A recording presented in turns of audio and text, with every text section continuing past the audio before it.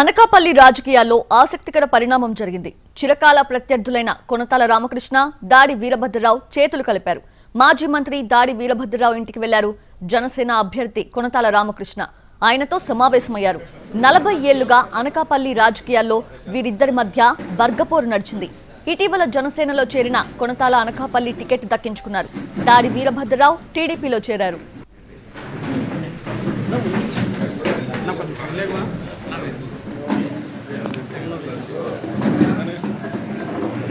అనకాపల్లిలో కొనతాల గెలుపునకు సహకరిస్తానన్నారు దాడి వీరభద్రరావు. తమ మధ్య రాజకీయ విభేదాలే గాని వ్యక్తిగత విభేదాలు లేవన్నారు. ఈ కలయిక తమ 2 కుటుంబాల కలయిక అని చెప్పారు దాడి వీరభద్రరావు. అనకాపల్లిలో నాయకులు లేనట్టు సీఎం జగన్ అమెరికా నుంచి అభ్యర్థిని తీసుకొచ్చారని ఎద్దేవా చేశారు. గుడివాడ అమర్నాథ్ పైన విమర్శలు చేశారు ఆయన. నియోజకవర్గం లేని నాయకుడు అన్నారు.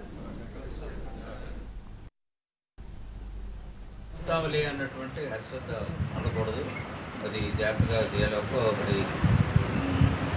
ఒక పెద్ద ఆయన ఉన్నారు, ఏమన్నారంటే నేను గెలుస్తానులే అని ఎన్నికల్లోకి వెళ్తే అటువంటి వాడు ఓడిపోతాడు.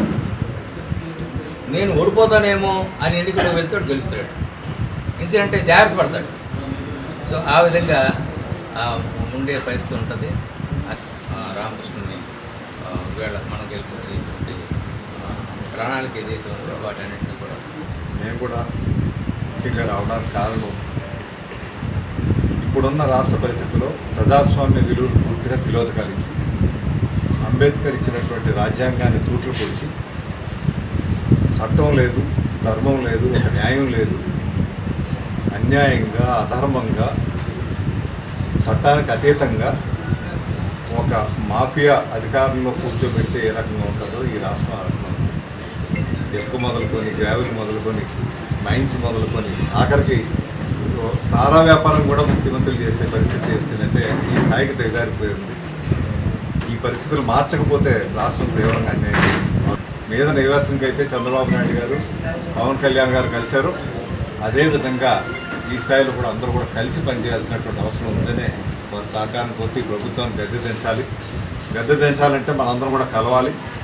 అన్ని శక్తులు కలిసినప్పుడే ఈ కార్యక్రమం చేయగలుగుతాం. అది చెప్పినట్టు అంత ఈజీ కాదు, ఎన్నికలు అంత సులువుగా గెలిచిపోతాం.